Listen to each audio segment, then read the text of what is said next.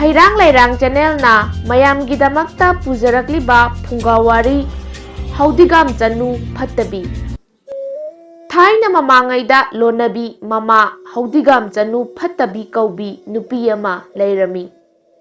Lonabi Masiga Mapuroibagadudi Taibang Miramlenda Machanupi Amatang Thanamlaga Lairamlen Pangkrabori Haudigam Chanuna Machanupa ama Puklami Lonabi Machemga Mapuroibaga Anina Nonga Krabada Haudigam Chanuna Machil Maupwa Anibu Chaunanaba Yoi Nong Maginumita Machil Maupwana Pukrigi Thongra Mathakta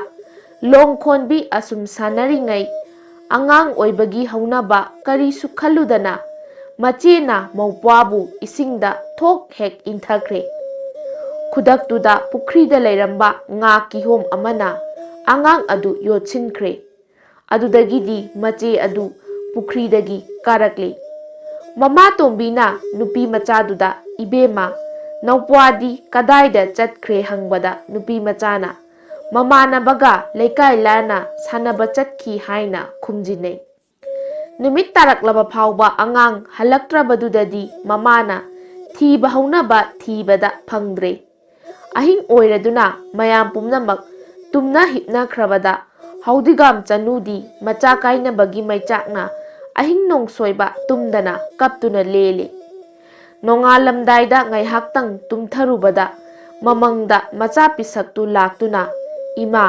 aidi ichena thongradagi isingda inthabiduna pukrida tari adudagi nga kiho mamana yotuna nga gi mabuk manungda ai leire Nongandringaida long khonduna nga kihom phabiraga nga gi mabuk len khaibiduna aibu lokthokpiyu Haudigam Chanu mikap khangthok thoi adudagi mana long ama paiduna pukrida kholubada mangda haikhiba nga kihom laklabori Haudigam Chanuna nga kihom mabuk khaige tawbada aibu sokani ima aibu sokani haiduna nga mabuk manungdagi machana laurakpa tabada Haudigam Chanu macha hingle khanglabada nungaibagi ngamkhai lekhidre tapna nga gi mabuk khaidoktuna machabu lauthokle mama macha amuk hanna unaduna taibang miramlenda nungaina panminare matam khara leiraga Haudigam Chanuna Lonabi machemgi macha nupidubu tathi tawoina tawba haurakle Machabu thongrada inthaba khangnido nang haiduna lukhak komda inthaduna thamle aremba lukhak chagum pijaduna thina otpi naibire kapcha laujarubadasu makoki masam lamduna hektamak phoibi saina managandasu singna saba makhai phubi mama tona ot naibada nupi machadu atiyada pairakpa uchek yengduna ha urok tungaubi ita sakpi nungsibi natu amamapdang khithabiramu aibu sekla lakta tin pombi laktabu oiduna natung inna paijarake ima tongi otpi naibada khangba ngamdre na tadi haiduna numit khudingi kapchabore uchek singna nupi machadugi mata ubada nungsiraduna nangonda pinabadi hairunu icha tombi konaba phau leite hairaga matu amamamtang khithabirambore nupi machaduna urok matu mayamdu khomjilaga masada loina tusille nongma uchek mayam pairakpa matung illaduna ahangba nongdonda chekla urok onduna paikhre nongma laibak adugi ningthau macha ama umang amada sadan balai ningthau machana lirung ten singladuna uchek kapke haina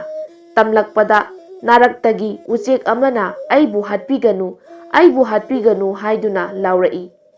madu tabada ningthau machadu pungak ngakre mi kauba amata ukhidraba suklaba umang asida kadaidagi migi khonjel no haiduna khonjel lakpa maikeiromda changsinduna thiba horakle asum thirakpada uchek matuna masa pumba yomsillabi masak matau changkholabi nupi macha ama urure Nupi machadu hek urubada ningthau machadu nungsiba kauba wakhalna thamoi khudum chankhre wari wakhong pumnamak khanglaba tungda ningthau machana nupi macha adubu ꯁꯒꯣꯜ ꯃꯊꯛꯇ ꯍꯥꯞꯀꯠꯂꯒ ꯀꯣꯅꯨꯡ ꯇꯥꯅ ꯈꯨꯔꯨꯞ ꯊꯥꯅ ꯊꯧꯈ꯭ꯔꯦ꯫ ꯀꯣꯅꯨꯡ ꯌꯧꯕꯒ ꯅꯨꯄꯤ ꯃꯆꯥ ꯑꯗꯨꯕꯨ ꯂꯨꯍꯣꯡꯗꯨꯅ ꯂꯩ ꯃꯁꯤꯖ ꯍꯥꯞꯂꯦ꯫ ꯑꯁꯨꯝꯅ ꯃꯃꯥꯇꯣꯝꯕꯤ ꯍꯧꯗꯤꯒꯥꯝ ꯆꯅꯨ ꯐꯠꯇꯕꯒꯤ ꯃꯤꯑꯣꯠ ꯃꯤꯁꯥ ꯂꯥꯡꯗꯨꯅ ꯑꯔꯦꯝꯕꯗ ꯃꯥꯡꯈ꯭ꯔꯒꯗꯧꯕꯤ ꯅꯨꯄꯤ ꯃꯆꯥꯗꯨ ꯅꯤꯡꯊꯧ ꯃꯆꯥꯒ ꯎꯅꯔꯨꯕꯗꯒꯤ ꯂꯩꯕꯥꯛ ꯑꯗꯨꯒꯤ ꯂꯩ ꯃꯁꯤꯖ ꯐꯝꯊꯣꯟ ꯀꯥꯗꯨꯅ ꯅꯨꯡꯉꯥꯏꯅ ꯄꯥꯟꯈ꯭ꯔꯦ꯫ ꯂꯥꯏꯕꯛꯅ ꯇꯝꯈ꯭ꯔꯕꯗꯤ ꯈꯛ ꯀꯛꯄ ꯉꯝꯗꯦ꯫ ꯋꯥꯅ ꯅꯪꯅ ꯍꯧꯔꯛꯏ ꯍꯥꯏꯗꯨꯅ ꯊꯣꯏꯅ ꯋꯥꯅꯤꯡꯉꯥꯏ ꯂꯩꯇꯦ꯫ ꯂꯥꯏꯕꯛꯅꯕꯨ ꯇꯝꯂꯝꯂꯕꯗꯤ ꯐꯝꯊꯣꯟ ꯃꯊꯪ ꯃꯊꯪ ꯐꯪꯗꯨꯅ ꯂꯩꯕꯥꯛꯅ ꯁꯛꯈꯪꯅꯕ ꯑꯣꯏꯈꯤꯕ ꯀꯣꯡꯒꯥꯏꯅꯤ꯫ ꯍꯩꯔꯥꯡ ꯂꯩꯔꯥꯡ ꯆꯦꯅꯦꯜꯅ ꯄꯨꯖꯔꯛꯂꯤꯕ ꯐꯨꯡꯒꯥ ꯋꯥꯔꯤ ꯉꯁꯤꯒꯤ ꯑꯣꯏꯅꯗꯤ ꯃꯇꯥꯡ ꯁ꯭ꯋꯥꯏꯗ ꯂꯣꯏꯁꯤꯟꯖꯔꯦ꯫